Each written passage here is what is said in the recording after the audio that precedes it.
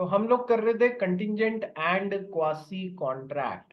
ठीक है sir, contingent and quasi contract में मैंने कंटिंजेंट कॉन्ट्रैक्ट पूरा करा दिया था आपको, टाइप्स ऑफ कंटिंजेंट कॉन्ट्रैक्ट करा दिया था, contingent upon happening non happening, what are the rules regarding the contingent contracts वो कर लिया था, essential elements of a contingent contract ये कर लिया था। Yes sir. चलिए अब अपन करते हैं क्वासी कॉन्ट्रैक्ट्स। तीन बातें ध्यान रखना, पहले भी बताई हुई है चैप्टर नंबर 1 में क्वासी कॉन्ट्रैक्ट्स पढ़ते हुए। Quasi contracts are not contracts in real sense, they are not contracts in real sense, number 1. Number 2, so what are they are relation resembling a contract, contract जैसे दिखने वाला एक relationship है ये, contract जैसा है, कॉन्ट्रैक्ट एग्जैक्टली नहीं बोल सकते लेकिन it's a relation resembling a contract. क्यों होता है ये? They are based on the premise that one party should not be unduly benefited, one party should not be unduly benefited at the cost of another party. So इसको आप doctrine of unjust enrichment भी बोल सकते हैं।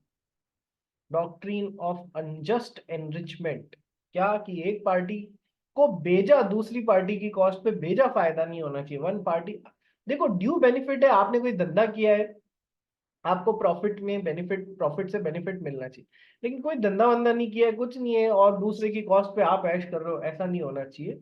सो quasi contracts are not contracts in real sense, क्योंकि न तो यहाँ ऑफर दिया जाता है, न उसको एक्सेप्टेंस किया जाता है, न प्रॉमिस होता है, न कंसिडरेशन होता है, सब कुछ भी नहीं होता है, नंबर 1।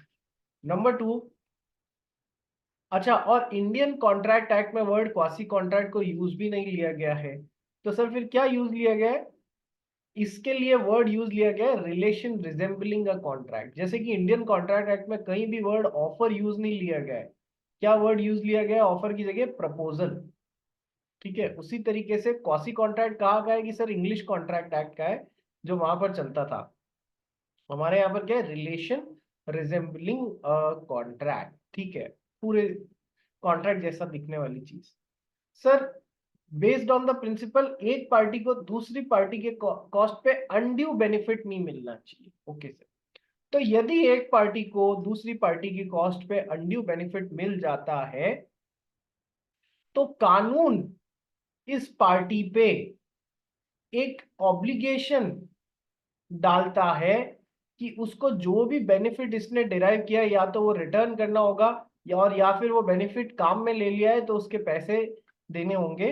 ठीक है, ताकि unduly benefited at the cost of another party नहीं हो। कैसे कि सर जज शाह है, यस सर, जज शाह का फाउंडेशन पास हो गया तो इसने अपने दोस्तों को पार्टी दी कि चलो पार्टी, लेट्स पार्टी हार्ड। ठीक है, ओके सर, सारे दोस्त वहां पर आए, श्रेया बियानी आई, दर्श जैन आया, अक्षित कासट आया, ठीक है ओके, बहुत सारे जने आए। ओके, अब सर श्रेया बियानी क्या है, शॉपिंग करते हुए पहुंची थी तो यहाँ पर अपने 4 पैकेट शॉपिंग बैग इसके पास में भूल के चली गई, इसके घर पे। ठीक है सर, जब घर पे भूल के चली गई, इसने मान लो कुछ क्लोथ पीस थे या फिर कुछ घर का डेकोरेटिव आइटम था, वो इसकी ड्यूटी बन जाती है। जज शाह और श्रेया बियानी के बीच में एक कॉन्ट्रैक्ट, क्वासी कॉन्ट्रैक्ट बन जाएगा। जज शाह को वो सामान वापस श्रेया बियानी को लौटा देना है, और यदि इसने लौटाया नहीं और वो सामान गलती से काम ले लिया तो उसके पैसे इसको लौटाने हैं, ताकि अनड्यू बेनिफिट नहीं हो जाए।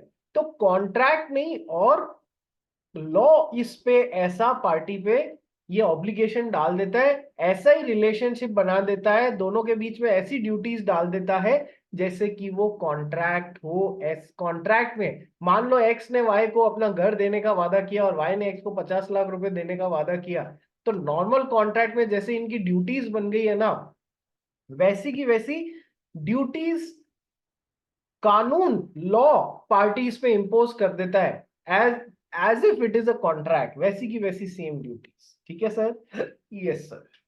सर 5 तरीके के क्वासी कॉन्ट्रैक्ट्स होते हैं, सेक्शन 68, 69, 70, 71, 72, ये हमको देखने रहेंगे।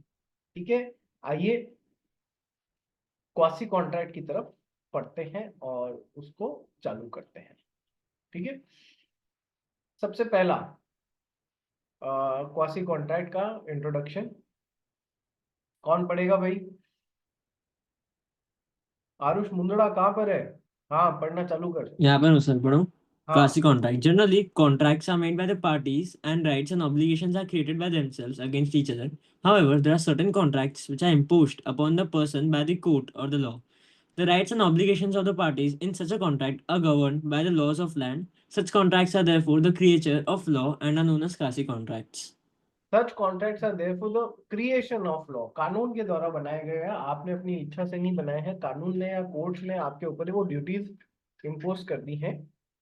ठीक है, thus they are known as quasi contracts. ठीक है सर, आगे पढ़।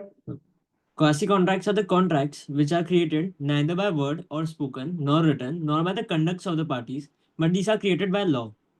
ठीक है, Example. अरे एक minute. uh, quasi contracts are contracts which are created neither by words spoken or nor by words written, ठीक है, nor by the conduct of the parties, parties की conduct से भी नहीं बनता है। ठीक है, बट कानून के द्वारा बनाया जाता है। सर, जो पार्टीज के कंडक्ट से बन जाता है उनको तो हम क्या बोलते हैं सर? इम्प्लाइड कॉन्ट्रैक्ट्स बोलते हैं। जो शब्दों को यूज लेके बनता है, चाहे बोले हुए शब्द चाहे लिखे हुए शब्द, उनको हम एक्सप्रेस कॉन्ट्रैक्ट्स बोलते हैं। और जो कानून आपके ऊपर थोप देता है वो कैसे हो जाते हैं सर? Quasi contracts. ठीक है sir, yes sir, example. Example: if Mr. P leaves his goods at Mr. Q's shop by mistake, then it is duty of Mr. Q to return the good or to compensate the price. These contracts depend upon the principle that nobody will be allowed to become rich at the expense of the others. Doctrine of unjust enrichment. Doctrine of unjust enrichment, गलत तरीके से खुद अमीर नहीं बनना है, unduly या unjust enrichment नहीं होना चाहिए। क्लियर है ना भाई सबको? Yes sir, absolutely right. ये खुशी, खुशबू, जिया जैन, जिया वोरा, श्रेया कर्नावट, तनय राठी, ऋषि अग्रवाल दिखाई नहीं दे रहे हो। क्लास में प्रेजेंस तो है पर दिखाई नहीं दे रहे हो। कर्नावट हाँ सर, रैंक लाएगी? कोशिश रहेगी सर। ये सबसे भद्दा और गंदा आंसर होता है, आई विल ट्राई सर। है, आई विल ट्राई। ट्राई का मतलब है पतली गली ढूंढ रही है तू। हाँ, कोशिश रहेगी सर, कोशिश रहेगी। आरुष मुंदड़ा रैंक लाएगा? ला दूंगा, आप बोल रहे हैं। मैं ला दूंगा सर, आप बोल रहे हो तो क्यों? तेरे मन में नहीं आ रहा है रैंक लाने का? हाँ, पूरा एक साल पढ़ा है, मतलब 6-7 महीने पढ़े, ला नहीं सकता क्या? ला ला सकते हो सकते, ला तुम। सकते। अरे तुम लोग ला सकते हो बेटा, तुम समझ नहीं रहे हो इस बात को। खुशी भी ला सकती है, श्रेया बियानी भी ला सकती है, सब ला सकते हैं। जरूरत क्या है? डेडिकेशन की। मेरे पास कितने सारे बच्चों के व्हाट्सएप पे डाउट्स आते हैं, वो ग्रुप पे नहीं पूछ रहे हैं, बस इतनी सी बात है। ठीक है, वो ग्रुप पे नहीं पूछ रहे हैं, अपने बीच में एक, जो सारे बच्चे हो ना उनमें एक हेल्दी कंपटीशन करो, हेल्दी कॉम्पिटिटिव एनवायरनमेंट रखो। आप सब लोग आपस में क्लास में कभी ना कभी तो मिलते होगे ना, तो वहां पर एक दूसरे से सवाल करो, क्वेश्चंस करो, लॉ की भाषा में बात करो। ये तो वर्ड एग्रीमेंट हो गया, अरे तूने तो वर्ड कॉन्ट्रैक्ट बना लिया मेरे साथ में, तो अपने आप समझ में आएगा। ठीक है, कोशिश करो, बाकी तो चीजें अपने अपने आप धीमे धीमे आ जाती हैं। ठीक है, चलो आ जाओ, आगे बढ़ते हैं। So, doctrine of unjust enrichment.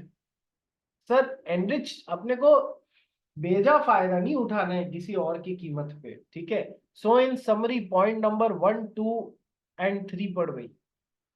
Summary. Quasi contracts are not contracts in real sense. They are relationships resembling those created by a contract.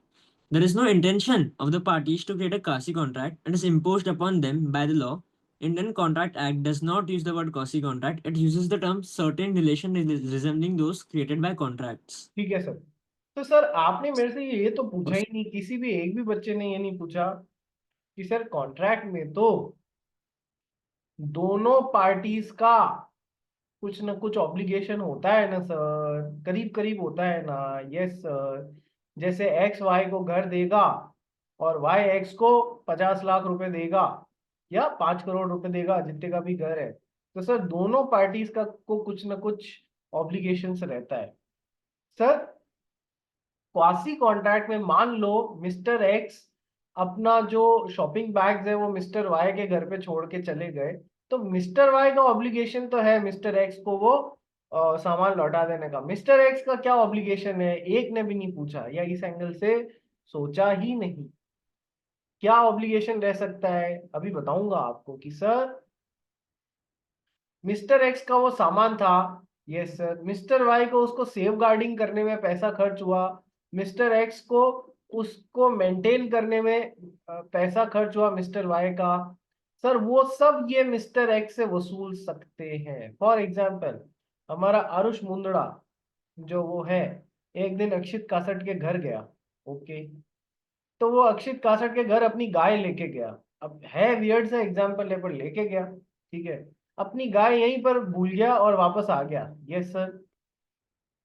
Akshit caste ने उस गाय का पूरे 1 महीने तक ध्यान रखा, उसकी सेवा वगैरह की, उस पे एक आदमी लगाया, उसके खाने पीने का चारा अरेंज किया, सब कुछ किया। तो सर आरुष मुंदड़ा का अक्षित के साथ में क्वासी कॉन्ट्रैक्ट तो बन गया कि ये इसको गाय रिटर्न करेगा। सर इसको भी तो जो खर्चा हुआ है वो सारा का सारा रिइंबर्स करना पड़ेगा या नहीं करना पड़ेगा, यस सर।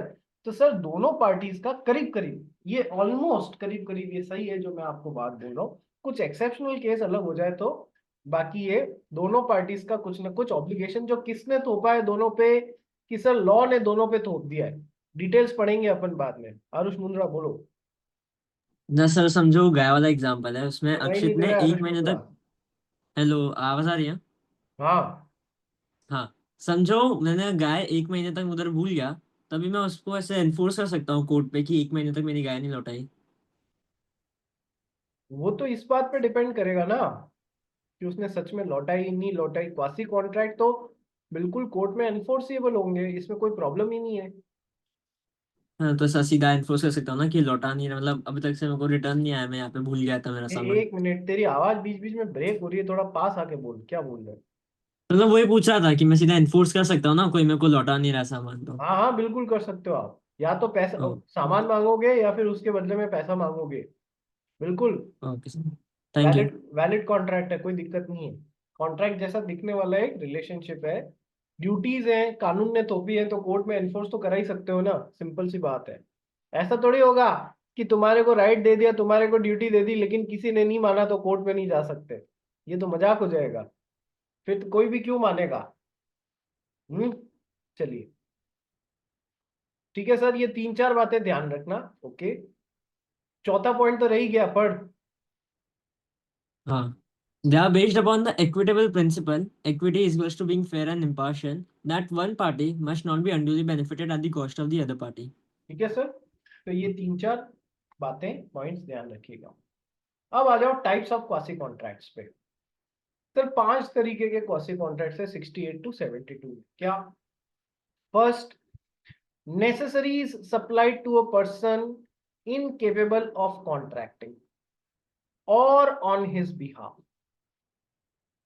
बता चुका हूं ना क्या सर, यदि एक माइनर है, इनकेपेबल ऑफ कॉन्ट्रैक्टिंग है, या पर्सन ऑफ अनसाउंड माइंड है, इनकेपेबल ऑफ कॉन्ट्रैक्टिंग है, सर इनको यदि मिस्टर एक्स ने necessities as to life provide करा दिया है, लग्जरी नहीं हो, जा बेटा घूम मोटरसाइकिल पे, ये ले हार्ले डेविडसन, ऐसा मत कर लेना, लग्जरी नहीं, नेसेसिटीज एज टू लाइफ, तो मिस्टर एक्स क्या इन और इनके बीच में एक क्वासी कॉन्ट्रैक्ट बन जाएगा। क्या?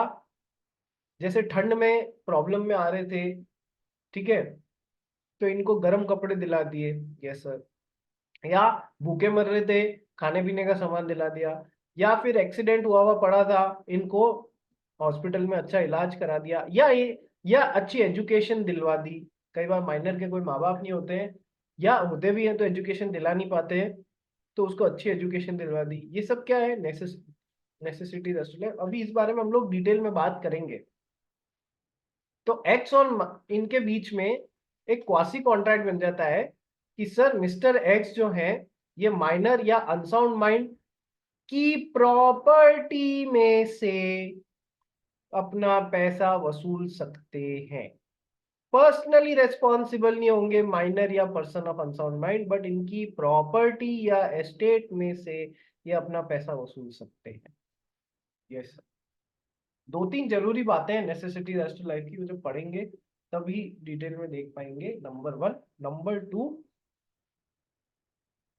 नंबर टू सर, केवल इनको ही नहीं, ये यदि किसी को लीगली बाउंड टू सपोर्ट है या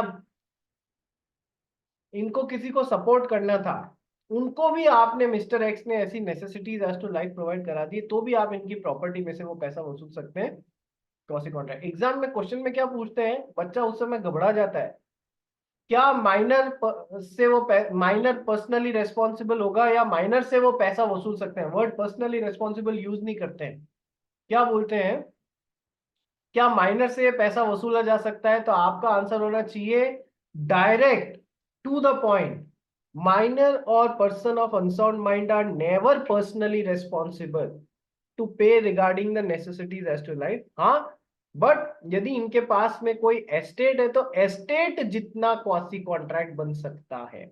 एस्टेट जितना मतलब सर एस्टेट में से मिस्टर एक्स वसूल सकते हैं। अब मदद कर दी यार एजुकेशन में 5 लाख तक की, एस्टेट 2 लाख तक की थी, तो 2 लाख रुपए ही मिस्टर एक्स वसूल सकते हैं। ये भी बात समझ में आ गई। Yes sir. तो वे 2-3 बातें और भी समझ लो तो पूरा ही हो जाएगा।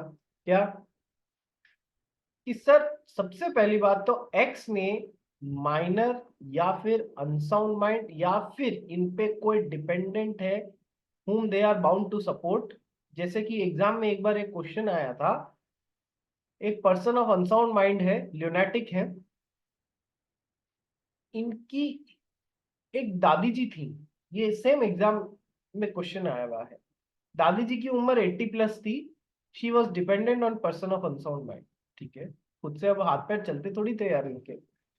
तो मिस्टर एक्स ने इनकी दादी जी को एक बार बहुत जोर से मेडिकल ट्रीटमेंट की जरूरत पड़ी, तो मिस्टर एक्स ने करा दी। तो सर आपके दिमाग में आना चाहिए कि तो क्वासी कॉन्ट्रैक्ट है जहां पर necessities as to life provide कराई गई हैं, not only to the person incapable of contracting but to his dependent also whom they are bound to support। ठीक है, तो वहां पर ये पर्सनली रेस्पॉन्सिबल नहीं होंगे, बट इनकी एस्टेट में से वो अपना पैसा एस्टेट तक वसूल सकते हैं, उससे ज्यादा भी नहीं वसूल सकते। ऐसा पूरा स्टेप बाय स्टेप एक एक पॉइंट कवर अप होना चाहिए। जशा डर मत, सब आ जाएगा एग्जाम में जब लिखने बैठेगा ना, तो इन जुल्फों में सब वो क्या है, वो एक एक करके रिकॉर्ड हो रहा है तेरे। ठीक है, तो वहां पर सब आउटपुट आना चाहिए, जैसे प्रिंटर से फाइल प्रिंट होती है ना, वैसे ही एग्जाम में सोचने का टाइम नहीं मिलेगा। इस बार का पेपर बड़ा ही लेंदी था। ठीक है, बड़े बड़े पढ़ने में 1.5 पेज की केस स्टडी पढ़ने में बच्चा पहले तो टाइम कर रहा था, उसके बाद में क्वेश्चंस पढ़ रहा था, फिर वापस केस स्टडी पढ़ रहा था। अच्छा क्वेश्चंस में ये लिखा हुआ है तो मेरे को इस हिसाब से, अरे यार सिंपल है, पहले क्वेश्चंस पढ़ लो, फिर उस एंगल से केस स्टडी पढ़ो ना कि क्वेश्चंस में ये पूछा गया है। आया समझ में, टाइम बचेगा अपना। मैथमेटिक्स में कैसे मारते हैं बच्चों को, पहले के 25 सवाल इतने हार्ड दे देते हैं कि बच्चा तो मतलब मॉरल तोड़ देते हैं उसका। क्वेश्चन नंबर 1 लॉ के पेपर में ऐसी कोशिश की थी इन्होंने इस बार, मॉरल ही तोड़ देवे पूरा बच्चे का। अरे तो जरूरी थोड़ी है क्वेश्चन 1 सबसे पहले अटेंड करना है, दूसरा क्वेश्चन अटेंड करो ना, जो भी तुमको बेस्ट आता हो वो सबसे पहले अटेंड करो, मॉरल अपने आप बूस्ट हो जाएगा। धीमे धीमे हो जाएगा, सोचोगे सब आता है, सब पढ़ा हुआ है, याद रखने की बात है, बस उधर तुम्हारी मेहनत है। तो तो सर जब मैथमेटिक्स में पहले 25 सवाल इतने हार्ड डाल दिए, तो मेरे कुछ बच्चों ने लास्ट टाइम ऐसा किया था, इस बार की बात नहीं कर रहा हूँ, लास्ट टाइम जाके सर या तो बीच में से या लास्ट में से पेपर सॉल्व उल्टा सॉल्व करना चालू किया, तो अपने आप स्पीड पकड़ में आ गई। ठीक है, तो तुमको वहां पर देखो एज अ चार्टेड अकाउंटेंट तुमसे केवल तुम्हारी नॉलेज टेस्ट नहीं करी जा रही है, तुम्हारा एक प्रेशर के एनवायरनमेंट में तुम्हारा एप्टीट्यूड क्या है, कैसे रिस्पॉन्स करोगे, ये भी चेक किया जाता है। क्योंकि जब ऑडिट टाइम आता है, जब रिटर्न भरने का टाइम आता है, तो रात को सवेरे 4-4 बजे तक चार्टर्ड अकाउंटेंट्स अपने चैम्बर में बैठ के काम कर रहे होते हैं, तो उस समय तुम्हारे नॉलेज से ज्यादा तुम्हारा एप्टीट्यूड और प्रेशर झेलने की क्षमता काम आएगी, ठीक है, सोचने की उस समय क्षमता काम आएगी, इसलिए ऐसा भी करते हैं। ठीक है सर। अब sir necessities as to life में माइनर और अनसाउंड माइंड, सबसे पहले नेसेसिटीज में समझो कि सर वो लग्जरी नहीं होनी चाहिए। Second, suitable as to condition and life of minor, suitable as to condition and life of minor और unsound mind, जो भी चीज दिला रहे हो उसके हिसाब से वो सुटेबल होनी चाहिए उसके हिसाब से। ठीक है। तीसरी बात कि सर माइनर या unsound mind person should really be in necessity of those things, should really be in necessity of those things। पता पड़ा माइनर के पास में पहले से बहुत सारे कपड़े हैं और आप ले जाके और दिला दे रहे हो उसको, ये कहते हुए कि ये तो ठंड में मर रहा था, ठंड लग रही थी। अरे उसके पास पहले से वो चीजें पड़ी हैं, आपको उसको दिलाने की जरूरत कहाँ थी? यदि पहले से पड़ी है तो is minor really in necessity of those things? No sir. ठीक है, he should really be in necessity of those things, suitable as to condition and life of minor, luxury नहीं होनी चाहिए, और माइनर सच में उन चीजों की जरूरत होनी चाहिए। तो वो चीज दी हुई या उन चीजों के लिए यदि कोई आपने पैसा उधार दे दिया है तो उसके लिए आपका इनके साथ में क्वासी कॉन्ट्रैक्ट बन जाएगा। बोलो रे, समझ में आ गया? Necessity supply to person incapable of contracting और ऑन हिज बिहाफ। पढ़ गई Mundra. If a person supplies the necessities of the life according to living standard to a person who is incapable of entering into contract or anyone whom such incapable person is legally bound to support, example given minor, person of unsound mind, the supplier is entitled to claim the price from the property of such person. Example, A supplies B, a lunatic with necessities suitable to his condition in life. A is entitled to be paid out of B's property. अब देखो सब समझ में आ गया इसमें। और on his behalf भी मैंने आपको एक्सप्लेन कर दिया कि सर मान लो अनसाउंड माइंड के पापा जी नहीं थे, उनकी दादी जी थी, पापा जी नहीं थे, तो दादी किस पे डिपेंडेंट थी? इसी पे तो डिपेंडेंट थी यार। He was bound to support. ठीक है। अब एग्जाम में नहीं है, एक बार अदरवाइज एक कहीं क्वेश्चन फ्लोट हो गया कि एक माइनर था, आ, उस वो बहुत ही अमीर परिवार से आता था, बहुत अल्ट्रा रिच फैमिली से। ठीक है। तो अब उसको एक दिन पार्टी में जाना था। ठीक है सर, कोई फैमिली फंक्शन ये में या फिर कोई सोशल इवेंट में जाना था। तो अब यार हीरे का सेट खरीदने के लिए अड़ गया वो कि यार ये तो मेरे लिए नेसेसिटी है कि मैं इसके बिना जाऊंगा तो मेरी इज्जत खराब हो जाएगी क्योंकि I belong to an ultra rich family. ठीक है। तो अब पूछा गया तो उसको किसी ने वो दिला दिया, वो सच में जो हीरे का डायमंड का सेट था वो दिला दिया। तो क्या अब वो उससे पैसा वसूल सकते हैं? तो भाई कुछ जनों ने तो ऐसा आंसर किया कि अ, जो उस माइनर की जो रेपुटेशन थी, जो सोशल रेपुटेशन थी, उस हिसाब से वो नेसेसिटी एज टू लाइफ था, इसलिए वो पैसा वसूल सकता है। Suitable as to condition in in life. ठीक है, कंडीशन इन लाइफ। जबकि ये आंसर सही नहीं है। सर क्या डायमंड सेट कभी भी नेसेसिटी एज टू लाइफ हो सकता है क्या?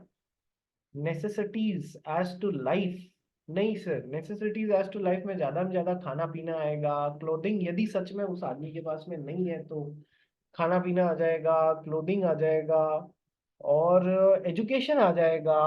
Y education? सर नेसेसरीज में एक वर्ड छुपा हुआ है, नेसेसरीज एज टू लाइफ। ये देखो, नेसेसरीज ऑफ द लाइफ लिखा हुआ है यहाँ पर। ठीक है।